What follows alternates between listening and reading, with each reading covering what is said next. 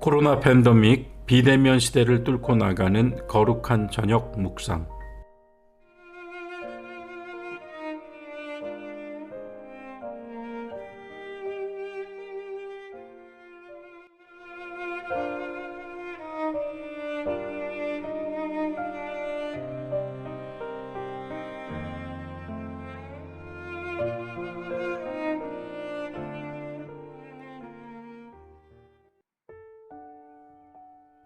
교우 여러분 안녕하십니까? 9월 30일 목요일 밤입니다. 어느새 9월의 마지막 날이 되었습니다.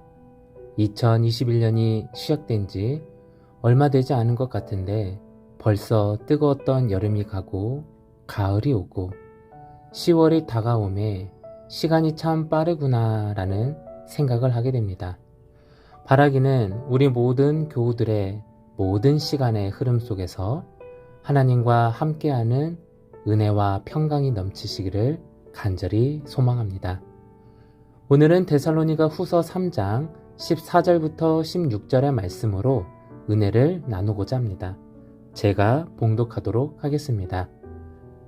누가 이 편지에 한 우리말을 순종하지 아니하거든 그 사람을 지목하여 사귀지 말고 그로 하여금 부끄럽게 하라.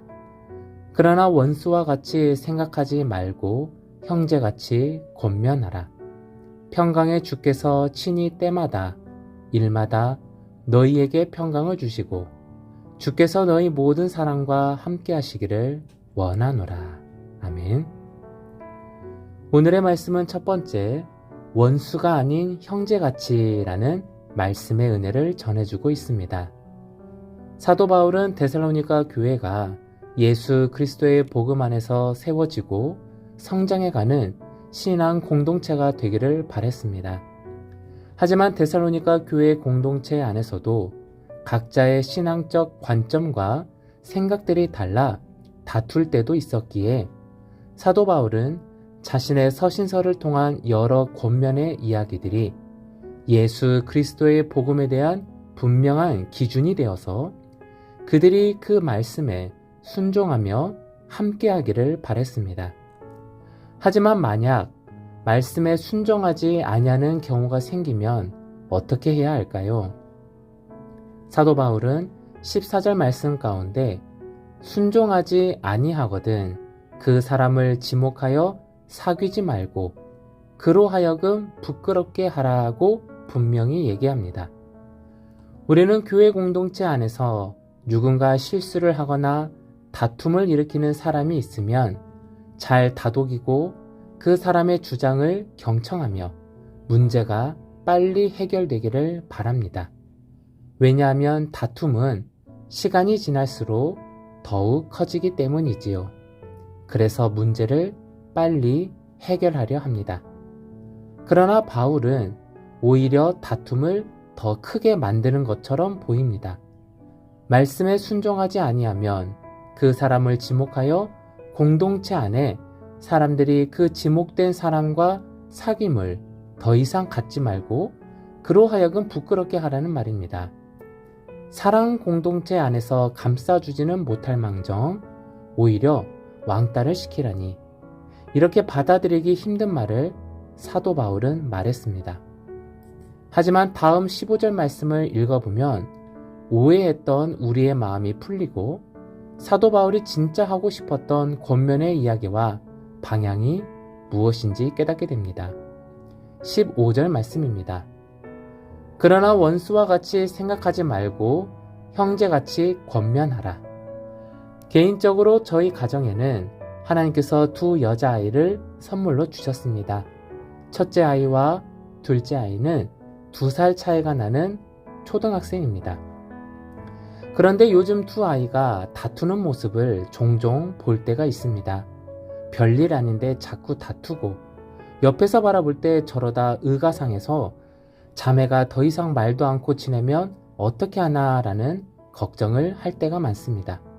그런데 그렇게 다투고 싸워도 또 언제 그랬냐는 듯이 세상에 둘도 없는 자매가 되어 서로를 위해주고 챙겨주며 잘 지내고 있습니다.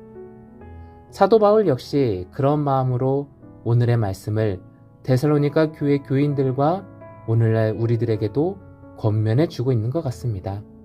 가족이니까 피를 나눈 가족이 아닌 예수 그리스도의 보혈의 피로 인해 거듭난 형제 자매들이기에 오히려 남이라고 생각한다면 서로를 조심하고 다툼이 일어나는 걸 꺼려하기에 오히려 잘못된 모습과 행동들을 가르쳐주지 않고 좋은 게 좋은 거지 라는 생각으로 허물을 가려주기에만 급급했을지도 모릅니다. 하지만 바울은 왕따처럼 그 사람과 사귐을 갖지 말고 부끄러운 상황까지 만들어서라도 그 사람이 되돌아오고 허물을 용서받고 분명한 말씀의 기준대로 거듭나기를 바랬던 것입니다. 이것이 진정 영적인 가족이기에 한 영혼도 포기하지 않았던 사도 바울의 권면이라고 믿습니다. 코로나 시대가 된 이후로 교회 안에서 다툴 일들은 많이 없습니다. 왜냐하면 함께 만나고 함께 시간을 보내는 성도의 교제 시간이 없기 때문입니다. 오늘 말씀처럼 서로가 신앙의 거울이 되어 우리 스스로는 깨닫지 못했던 하나님 앞에 무너진 나의 모습들이 무엇인지 발견하기가 어려운 시간들을 보내고 있습니다. 그래서 오늘의 말씀이 다시금 우리가 서로의 영적인 상태를 일깨워주고 나의 무너진 신앙의 삶 또한 회복되어지는 그런 말씀이 되기를 간절히 소망합니다. 오늘의 말씀은 두 번째, 친히 그리고 때마다 일마다 라는 말씀의 은혜를 전해주고 있습니다.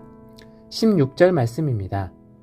평강의 주께서 친히 때마다 일마다 너희에게 평강을 주시고 주께서 너희 모든 사랑과 함께 하시기를 원하노라.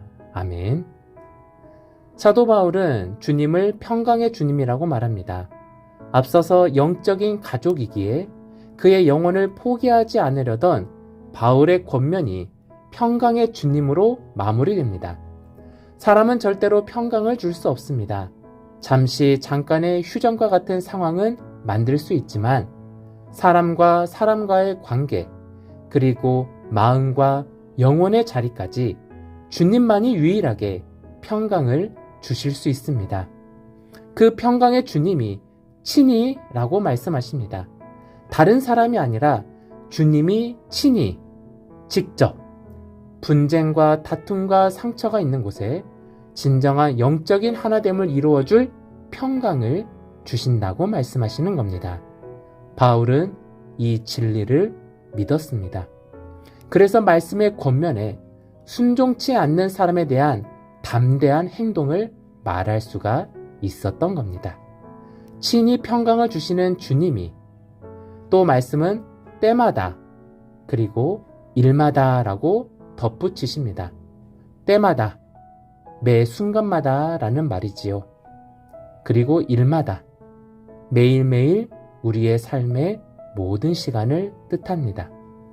정리해본다면 매일매일 우리의 일상에 빠르게 지나가는 이 시간들 속에서도 매 순간마다 평강의 주님이 우리를 친히 함께 하신다는 은혜인 줄로 믿습니다. 사랑하는 교우 여러분, 이 밤, 이 저녁에 우리 초동교회 모든 교우들은 진정한 영적 가족임을 잊지 않았으면 좋겠습니다. 비록 몸으로서는 함께하진 못하지만 우리는 영으로 하나입니다. 그리고 평강의 주님이 친히 매 순간순간마다 우리의 일상 속에서 함께 하시기에 참된 평강이 넘치는 이 밤이 되었으면 좋겠습니다. 사랑하는 성도 여러분, 오늘도 평안한 밤 되십시오.